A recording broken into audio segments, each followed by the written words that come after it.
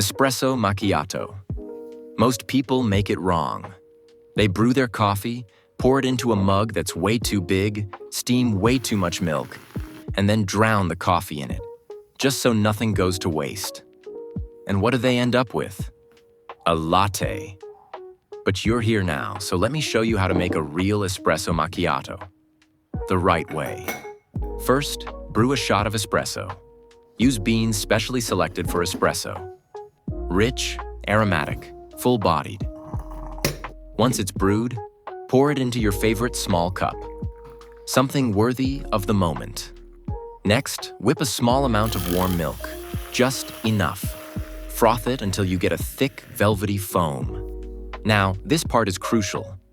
Add no more than 2 flat teaspoons of that luscious foam to your espresso. That's it. Your espresso macchiato is done. Nothing more, nothing less. Pure, intense, and beautifully simple. That's it for today, folks. Don't forget to give it a thumbs up, drop a comment, and I'll see you next time. Bye.